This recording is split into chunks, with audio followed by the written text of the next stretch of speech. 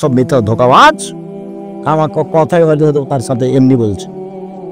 একটু দেখি ঘটনা কি। ওনারা বলছেন যে রাস্তায় আসছেন, 2টার সময় বের হয়েছি, রাস্তাঘাটে ভ্যান রিক্সা বেশি, গাড়ি চলে না, প্রাণপণে চেষ্টা করছি আসার, কিন্তু ধৈর্য কুলালো না। যার যা মনে লাগলো সে তা বলে নিয়ে চলে গেল। তারপরে বলছেন অল কোরআন হুজ্জাতুল লাকা আলাইকা, কোরআন তোমার পক্ষেও হতে পারে, কোরআন তোমার বিপক্ষেও হতে পারে।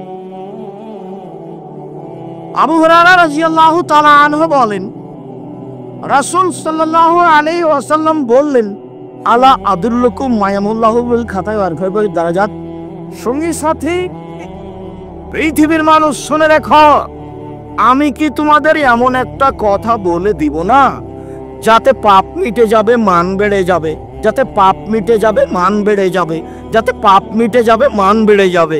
বলেন না সেটা কি, বলেন দেখি। পাপ মিটে যাবে, মান বেড়ে যাবে কি করলে? শোনো, ইসবাগুল ওযু, ভালো করে ওযু করলে, বারবার কথাটা আসবে, ভালো করে ওযু করলে। 2 কাসরাতুল খুতা ইলাল মাসাজিদ, পায়ে হেঁটে মসজিদে গেলে।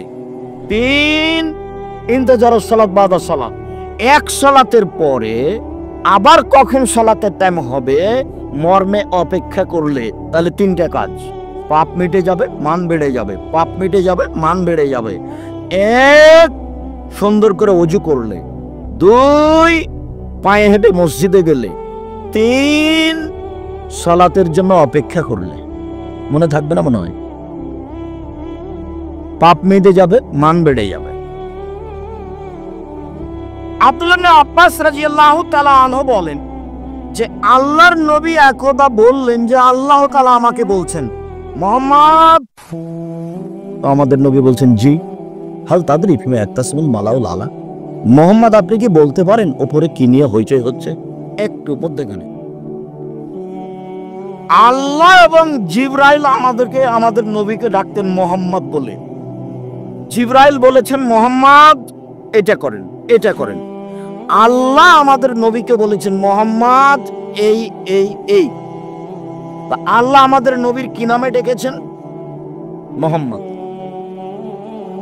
আর সাহাবীগণ বলতেন আল্লাহ রাসূল, আল্লাহ রাসূল বলেছেন, আল্লাহ রাসূল দিয়েছেন, আল্লাহ রাসূল খেয়েছেন। আয়েশা বলছেন আল্লাহ রাসূল বলেছেন, আল্লাহ রাসূল দিয়েছেন, আল্লাহ রাসূল খেয়েছেন। সাহাবীগণ কিভাবে বলতেন? আল্লাহ রাসূল। আর ভারত, বাংলাদেশ, পাকিস্তানে আমরা যারা আছি তারা বলছি হুজুর পাক সাল্লাল্লাহু আলাইহি সাল্লাম বলেছেন, হুজুর পাক। এ শরীফের মতো এই যে আল্লাহ বলছেন কোরআন মাজিদ আর হুজুর বলছেন কোরআন শরীফ। হুজুর পাক কথা বাতিল, হুজুর পাক নেই। পৃথিবীর সব মানুষ বলবে আল্লাহ রাসূল বলেছেন, রাসূল সাল্লাল্লাহু আলাইহি সাল্লাম বলেছেন, আল্লাহ রাসূল বলেছেন, আল্লাহ রাসূল দিয়েছেন, আল্লাহ রাসূল খেয়েছেন। আল্লাহর রাসূল বলে কথা বলতে হবে। আল্লাহ বলছেন মুহাম্মদ বলতে পারেন উপরে কিনে হইচই হচ্ছে? নাম, জি আমি বলতে পারি। ফিলকা পারাত, উপরে হইচই হচ্ছে ফেরেশতাদের মাঝে। কি করলে পাপ মিটে যাবে, কি করলে পাপ মিটে যাবে, কি করলে পাপ মিটে যাবে, এ নিয়ে হইচই হচ্ছে, এ নিয়ে হইচই হচ্ছে। তো কি করলে পাপ মিটে যাবে বলুন তো দেখি। এবার আল্লাহ রাসূল বলছেন, ইসবাগুল ওযু, 1 ভালো করে ওযু করলে, 2 আল-মাসআল আদ-দামিল আল-মাসাজিদ, পায়ে হেঁটে মসজিদে গেলে, 3 আল-মাকসু বাদাস সালাওয়াত, সালাতের পরে বসে বসে তাসবিহ তাহলিল করলে, সালাম ফিরার পরে লাফ দিয়ে উঠে গেছে। হবে? সালাম ফিরার পরে লাফ দিয়ে উঠা যাবে না, দুটাই বাতিল। 1 সালাম ফিরার পরে লাফ দিয়ে উঠা যাবে না, এই আচরণ খারাপ। 2 আসসালামু আলাইকুম ওয়া রাহমাতুল্লাহি, আসসালামু আলাইকুম, আলহামদুলিল্লাহ রাব্বিল আলামিন, লা ইলাহা ইল্লাল্লাহ। এটা একবারে চিরদিনের জন্য বাতিল, চিরদিনের জন্য বাতিল। কিয়ামত পর্যন্ত কোনো হুজুর এরকম করতে পাবে না, এভাবে হাত তুলতে পাবে না। হাত তুলবে তার ব্যক্তিগত ব্যাপার। 16টা স্থানে হাত তোলার কথা আছে, 35টা হাদিস আছে হাত তোলার। 30 বছর থেকে মানুষের সামনে বই পেশ করে রেখেছি। আজকেও যাওয়ার সময়তে খোঁজ নেবেন। এটা চলবে না। সালাতের পরে থেমে কিছু তাসবিহ তাহলিল করতে হবে। বলতে পারেন মুহাম্মদ সাল্লাল্লাহু আলাইহি সাল্লাম কিসে পাপ মিটে যাবে? হ্যাঁ বলতে পারি। এক, সুন্দর করে ওযু করলে। দুই, পায়ে হেঁটে মসজিদে গেলে। তিন, সালাতের পরে মসজিদে বসে বসে তাসবিহ পাঠ করলে। মনে থাকবে না? মনে না? এই পর্যন্ত বলে আল্লাহ রাসূল বলছেন, মান ফালা হাজা আশাবে খাইরিন মাতাবে খাইরিন, যে এমনটা করলো তার মরে যাওয়া ভালো, তার বেঁচে থাকা ভালো, তার মরে যাওয়া ভালো, তার বেঁচে থাকা ভালো। যে এমনটা করলো তার মরে যাওয়া ভালো, তার বেঁচে থাকা ভালো। তারপরে কি থামছেন? আরো বলছেন, ওয়াকানা মিন খাতিতিহি কায়ামিন ওয়ালাদাতহু উম্মুহু, তারপরে লোকটা হয়ে গেল সেই দিনের মতো যেদিন তার মা তাকে জন্ম দিয়েছে। তারপরে লোকটা হয়ে গেল সেই দিনের মতো যেদিন তার মা তাকে জন্ম দিয়েছে। তারপরে লোকটা হয়ে গেল সেই দিনের মতো যেদিন তার মা তাকে জন্ম দিয়েছে। নিষ্পাপ হয়ে গেল। কাজ তিনটে, মনে থাকবে না? তিনটে কাজের এক নম্বর ফল, মরে যাওয়া ভালো, বেঁচে থাকা ভালো।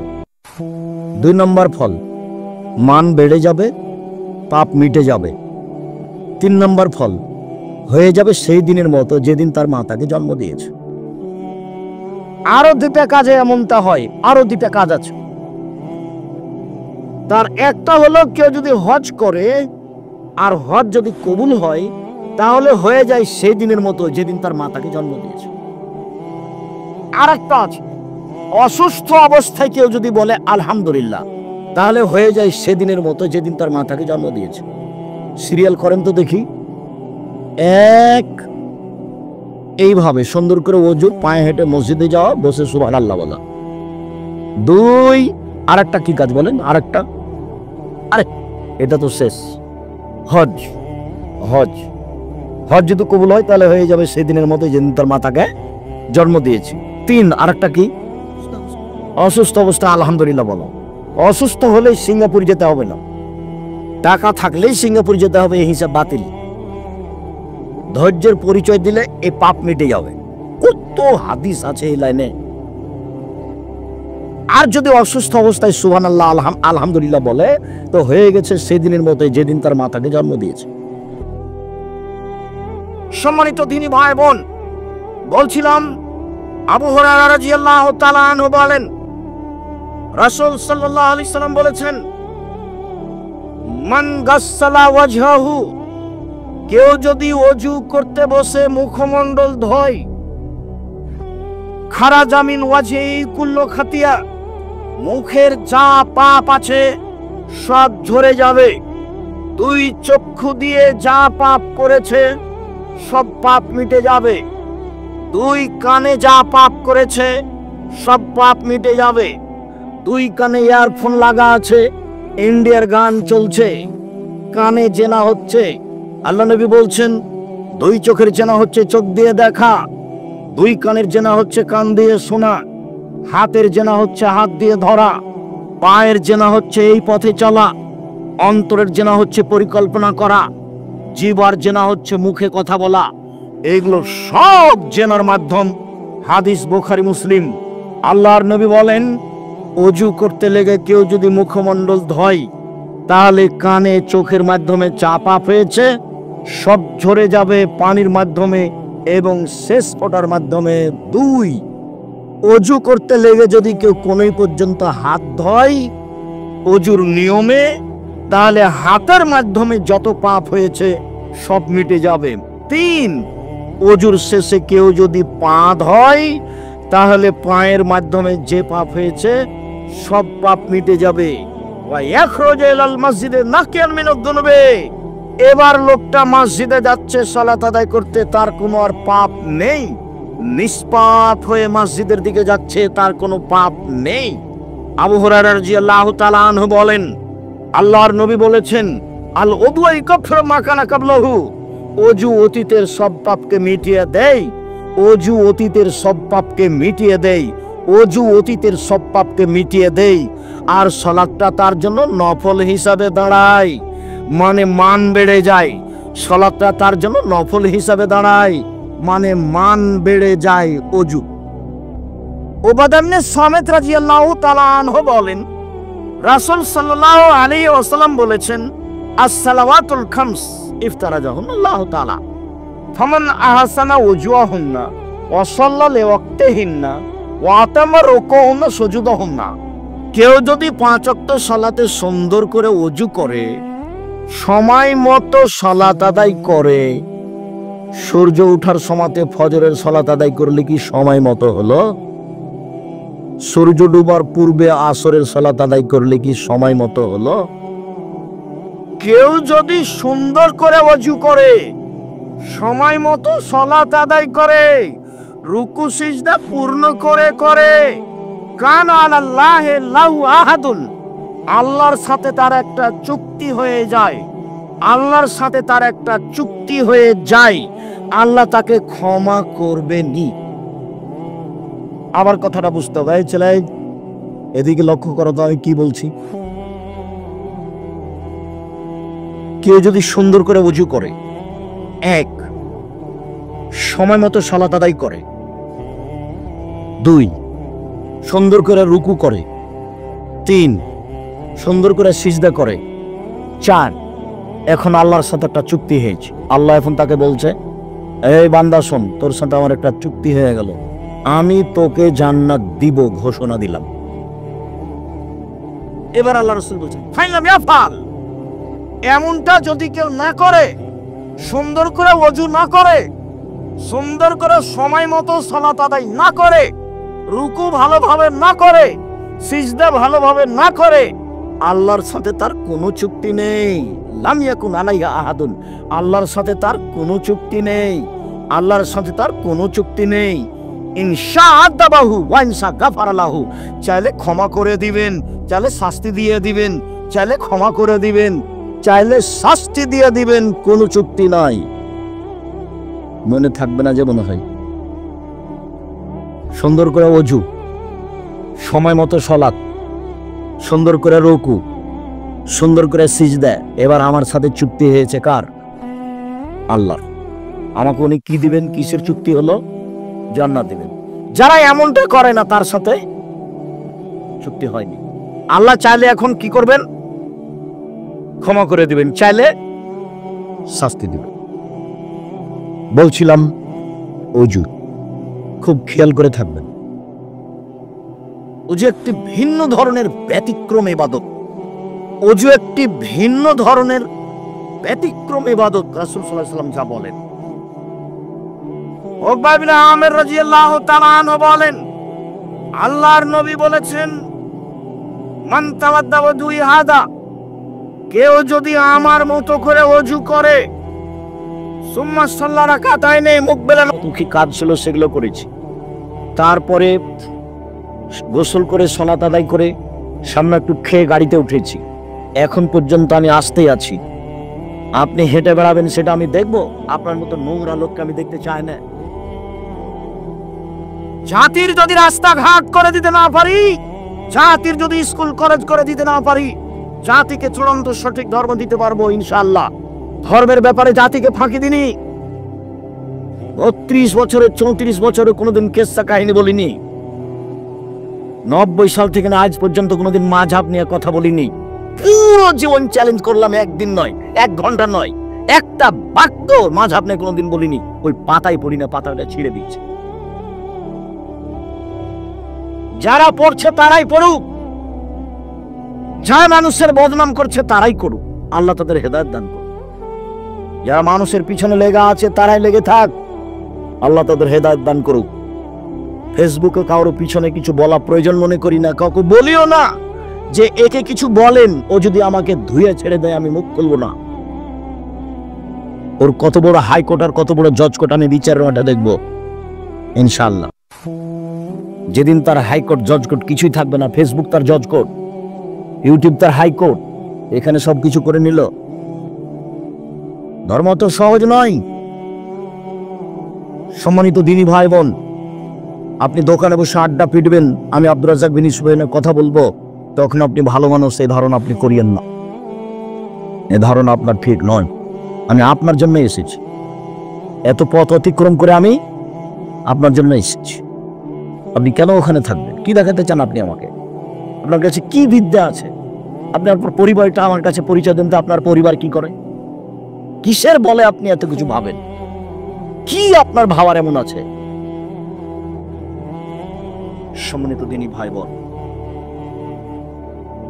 আদি ইবনে উমাইরা বলছেন যে আল্লাহর নবী বললেন, মানিস্তা মালনাহু আলা আমালিন মিনকুম, পৃথিবীর মানুষ শোনো, আমি তোমাদের যাকে বেতন দিয়ে কাজ দিই, শিক্ষক হোক, প্রিন্সিপাল হোক, সভাপতি হোক, যে কোনো লোক যে কোনো জায়গাতে বেতন পায়, তাকে আমি কাজ দিয়েছি, ফাকাতামা মিখিয়াতান ফামাফাউকাহু, সে যদি কাজে একটা সুই আত্মসাৎ করে, সুচ বুঝেন আপনারা? সুচ আত্মসাৎ করে, সুচ তো কথা নয়, মানে ছোট থেকে ছোট, ক্ষুদ্র থেকে ক্ষুদ্র, কম থেকে কম, 1 টাকা 50 পয়সা, একটা গম, একখান টিন, একটা বস্তা, একটা কম্বল, একখান ইট, একটা টাকা, কেউ যদি সামান্য প্রবণে আত্মসাৎ করে, ইয়াউমাল কিয়ামা, বিচার মাঠেও সেগুলি নিয়ে উপস্থিত হবে। ওর কাঁধে থাকবে টিন, ওর কাঁধে থাকবে গমের বস্তা, ওর কাঁধে থাকবে টাকা, ওর কাঁধে থাকবে গরু ছাগল। সৌদি আরবের মানুষ উট আত্মসাৎ করেছে, কাঁধে থাকবে। বাংলাদেশের মানুষ কাপড় আত্মসাৎ করেছে, কাঁধে থাকবে। টিন আত্মসাৎ করেছে, কাঁধে থাকবে। জমি জোর করে দখল করেছে, জমির নিচে করে তাকে কড়িতে বাধ্য করা হবে, উঠে কাঁধে তুলে দেওয়া হবে। এগুলো নিয়েও ঘুরবে। যদি একদিন ঘুরে 50,000 বছর, যদি 3 দিন ঘুরে তাহলে 1.5 লক্ষ বছর। ও তো বুঝতে পারেনি কিয়ামত কাকে বলে। খায় আর পায়খানা করে আর দিন কাটায়, মনে করে আমি কিছু। কিয়ামত তো এমন কিছু নয়। কবর তো কারো হাতে নেই, কিয়ামত তো কারো হাতে নেই, জাহান্নাম জান্নাত তো কারো হাতে নেই। আল্লাহ ওগুলো সব নিজের হাতে রেখে দিয়েছে। কেন এই কথাটা আসলো, এই বিষয়ে বিস্তারিত দেখতে চাইলে যে এদেরকে বলতে হবে, ইউটিউবে পাওয়া যাবে আত্মসাৎ। সরকার যখন দেশ ছেড়ে চলে গেল এইভাবে, তখন প্রথম বক্তব্য ছিল মসজিদে জুলুম। প্রথম বক্তব্য কি ছিল?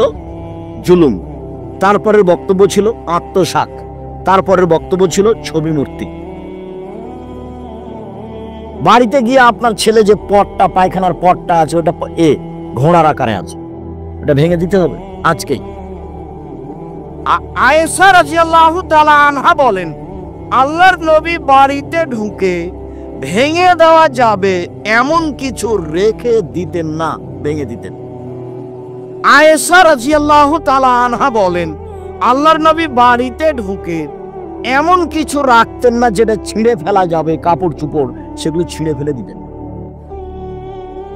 তোমার শুধু স্কুলের ছবিটা, পাসপোর্ট সাইজের ছবিটা ব্যতীত তোমার বাড়িতে আর কোনো প্রকার ছবি মূর্তি থাকবে না, না তোমার বাপের, না তোমার মায়ের, না তোমার বন্ধুর, না তোমার বান্ধবীর, না অ্যালবামে, না বাড়িতে একটাও রাখা হবে না। রাখলে তুমি মুনাফিক। তুমি আমার বক্তব্যের শুনে মুনাফিকি করো। তোমার মা ও তো অবুঝ মহিলা। তোমার নানা বিবাহ দিয়েছে, স্বামীর কাছে গেছে, সেই বাচ্চা হয়ে গেছে। কিসের মা? মা কাকে বলে? ও জানে মা কাকে বলে? এই ছেলে, এদিকে খেয়াল করো। আগে তোমার মাকে দেখাই মা কাকে বলে, তারপর আবার ফিরে আসছে এখানে ইনশাআল্লাহ। মা হলে 4টে জিনিস লাগে। মা হলে কয়টা জিনিস লাগে? 4টে জিনিস লাগে। জাবের বলছেন যে রাসূলের সাথে যুদ্ধ করে আমরা বাড়িতে আসছি, তো মদিনায় ঢুকবো। আল্লাহ রাসূল বলেন, এই থামো থামো থামো, রাতে এখানে থাকবো, সকালে বাড়িতে যাব। তো আমি জাবের বললাম, আল্লাহর নবী, আমি নতুন বিবাহ করেছি, আমাকে বাড়ি যেতে দেন। আল্লাহ রাসূল বলছেন, হো তুমি নতুন বিবাহ করেছো? তুমি কুমারী মেয়ে বিবাহ করেছো না তালাক প্রাপ্ত মেয়ে বিবাহ করেছো? তো জাবের বললেন, আল্লাহ রাসূল, আমি তালাক প্রাপ্ত মেয়ে বিবাহ করেছি। তো রাসূল সাল্লাল্লাহু আলাইহি ওয়াসাল্লাম বলেন, আচ্ছা জাবের, তুমি কুমারী মেয়ে কেন বিবাহ করলে না? তুমি তার সাথে খেলতো, তোমার সাথে খেলতো, তুমি তার সাথে খেলতো, তোমার সাথে খেলতো। তখন জাবের রাদিয়াল্লাহু আনহু বলছেন, আল্লাহর নবী, আমার বাপ উহুদের যুদ্ধে শহীদ হয়েছেন, আমার পিতা উহুদের যুদ্ধে শহীদ হয়েছেন 9 জন মেয়ে রেখে। কয়জন? 9 জন মেয়ে রেখে। আকরাহু আন উযাব্বিজা মিসলাহুন না, আমার বোনদের সমবয়সের মেয়ে আমি বিবাহ করা পছন্দ করিনি 4টা কারণে। আমার বোনদের সমবয়সের মেয়েকে বিবাহ করা পছন্দ করিনি 4টা কারণে। আমার বোনদের সমবয়সের মেয়েকে বিবাহ করা পছন্দ করিনি 4টা কারণে। এক, লিতুআল্লিমাহুন্না, তালাক প্রাপ্তা বুদ্ধিমতী বড় মেয়ে বিবাহ করেছি যাতে করে আমার বোনদেরকে বিদ্যা শিখাতে পারে। 2 তোয়াদ্দে বাহুন না, যাতে করে আমার স্ত্রী আমার বোনদেরকে শিষ্টাচার শিখাতে পারে। এই ছেলে, তোমার মায়ের কাছে এখানে একটু কথা বলি। তোমার মা প্লেট কিনেছে, তাতে আছে চিংড়ি মাছ, প্লেটের নিচে আছে সব চিংড়ি মাছ। বলো তো তোমার মা কি শিষ্টাচার জানে? তোমার মা একটা তরকারির বাটি কিনেছে, ওটা হলো কাতল মাছ। তোমার মা একটা আয়না নিয়েছে, আয়নাটা হলো রুই মাছ। তোমার মা তোমার ছোট বোনের ছোট ভাইয়ের জন্য কাপড় কিনেছে, সবই কার্টনে পূর্ণ। কথা বোঝা যায় না মনে হয়? এ মা নয়, এ জানে না মা কাকে বলে। আমাদের বাড়িতে তো কার্টনের জামাটা হয় ফিরিয়ে দেওয়া হবে, না হয় কার্টনটা খুলে দেওয়া হবে, না হয় কাপড়টা জ্বালিয়ে দেওয়া হবে। হয় কাপড়টা ফিরিয়ে দেওয়া হবে, না হয় কার্টনটা তুলে ফেলা হবে, না হয় সেটা জ্বালিয়ে দেওয়া হবে। এটা তো আমাদের বাসায় থাকতে পারে না। তোমাদের বাসাতে কার্টন পূর্ণ কাপড় তোমার গায়ে এখনই আছে। তোমার মা শিষ্টাচার জানে কে বলেছে? তোমার নানা তোমার মায়ের বিবাহ দিয়েছে, ও স্বামীর কাছে গেছে, তাই বাচ্চা হয়েছে, সেই জন্য মা। মা কাকে বলে তার জানা নাই। 1 বাচ্চাকে বিদ্যা শিখাতে হবে, তার নাম মা। 2 বাচ্চাকে শিষ্টাচার শিখাতে হবে, তার নাম মা। 3 বাচ্চাকে সাজগোজ করে পরিপাটি করে ঝকঝক করে রাখতে হবে, তার নাম মা। তোরাজ্জেলা হন না। আমি বেশি বয়সের মেয়ে বিবাহ করেছি, তালাক প্রাপ্তা, যাতে করে আমার বোনদের মাথার চুল সাজগোজ করে চিরুনি করে সুন্দর করে রাখতে পারে। তোমার মা মানে ছোট প্যান্টটা টাকনোর নিচে আছে, এটা পরাতে পারে না, প্যান্টটা কেটে ছোট করবে, তার নাম মা। তোমার ভাইয়ের কাপড়গুলো ময়লা হয়ে আছে, পরিষ্কার করে রাখবে, তার নাম মা। বলো তো তোমার মা যখন তোমার ছোট ভাইটার গায়ে কাপড়টা দিবে, তখন কোন হাতখান আগে ঢোকাবে? শিষ্টাচার পরিপাটি করে রাখবে আমার বোনদেরকে। 4 তাকুমা আলাইহিন্না, আমার স্ত্রী যেন আমার বোনদেরকে পাহারা দিতে পারে, সেই জন্য তালাক প্রাপ্তা বেশি বয়সের মহিলা বিবাহ করেছি। হাদিস তো বুখারী মুসলিম। কি বিবেচনা করবেন? কি বিবেচনা আছে আপনার কাছে? 4টে জিনিস আছে যে মহিলার কাছে, সে হলো মা। আর যদি এরকম না থাকে তো মা না হলো হস্তিনী মা। ও হলো হস্তিনী মা। ও সংসার ধুয়ে ছেড়ে দিবে, হয় মানুষকে বিলিয়ে দিবে, না হলে বন্ধু বান্ধবকে দিয়ে দিবে, আর না হলে ভাই ভাতিজারাকে দিয়ে দিবে। সংসার কন্ট্রোল করতে পারবে না, ও হলো হস্তিনী মা। আপনাকে তখন হুঁশিয়ার সতর্ক হতে হবে, নইলে সংসার এমনি নষ্ট হয়ে যাবে। শুনুন, রাসূল সাল্লাল্লাহু আলাইহি ওয়াসাল্লাম বলেন, আত-তাহুরু মিফতাহুস সালাহ, ওযু হলো সালাতের চাবি। নামাজ জান্নাতের চাবি, এ হাদিস জাল। ওযু হলো সালাতের চাবি। এই ঘরটাতে তালা মারা আছে, ঢোকো তো দেখি। কি করতে হবে? ঢুকলে তালা খুলতে হবে। তো এখন সালাত যদি কবুল হয় তাহলে কি করতে হবে? ওযু করতে হবে, তাহলে সালাতের মধ্যে ঢোকা যাবে। ওযু হলো সালাতের চাবি। আল্লাহু আকবার বললে সবকিছু হারাম হয়ে যায়, সালাম দিলে সবকিছু হালাল হয়ে যায়। আল্লাহু আকবার বললে সবকিছু হারাম হয়ে যায়, সালাম দিলে সবকিছু হালাল হয়ে যায়। দ্রুত আগাচ্ছি, শেষের দিকে মধ্যে অনেক হাদিস ছেড়ে চলে আসছে। এদিকে দেখেন, উমামা বাহেলি রাদিয়াল্লাহু তাআলা আনহু বলেন, একদা আল্লাহর নবী কবরস্থানে আসলেন। কবরস্থানে এসে বলছেন, আসসালামু আলাইকুম দারাল মুমিনিনা ওয়া ইন্না ইনশাআল্লাহু বিকুম লাহিকুনা। ও কবরবাসী মুমিনদের কবর, তোমাদের উপরে শান্তি নিরাপত্তা নাজিল হোক।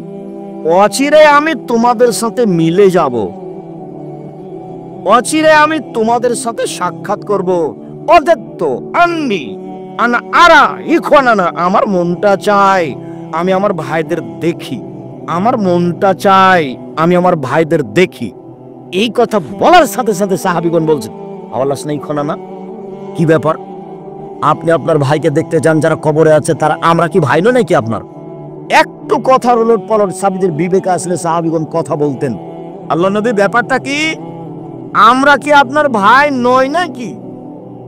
ওরাকে আপনি ভাই বলছেন কেন? তখন আল্লাহ রাসূল বলছেন, শোনো, আনতুম আসহাবি, তোমরা আমার সঙ্গী, তোমরা আমার সাথী, তোমরা আমার সঙ্গী।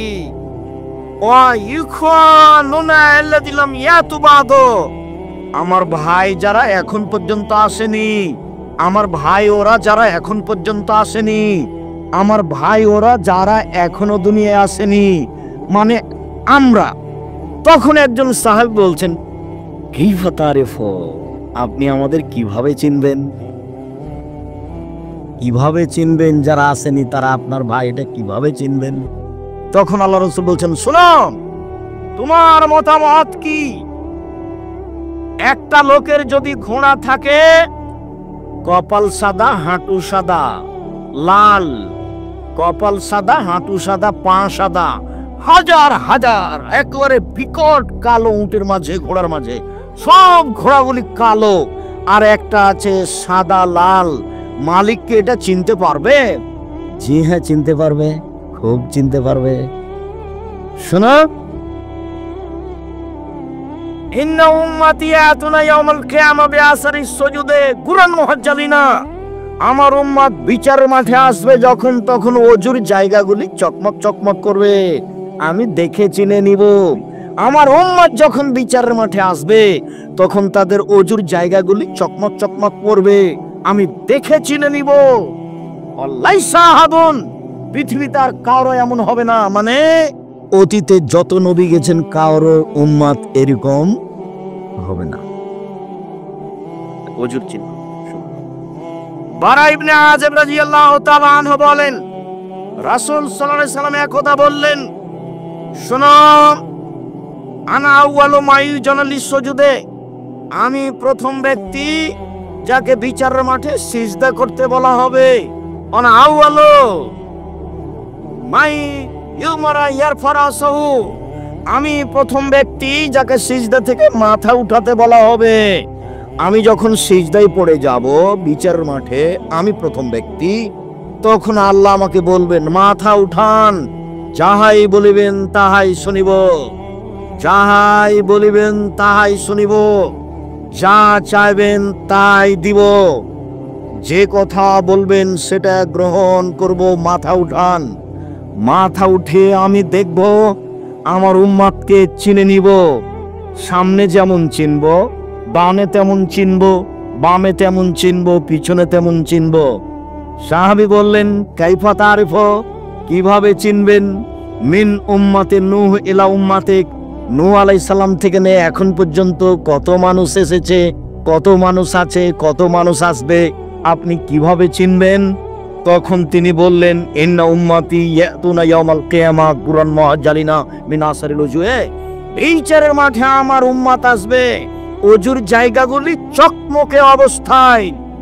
1 2 ওয়া ইউতা উম্মতি আমালাহুম বিলাইমান, আমার উম্মতকে ডান হাতে খাতা দেওয়া হবে, দেখে চিনে নিব, এমনটা কারো হবে না।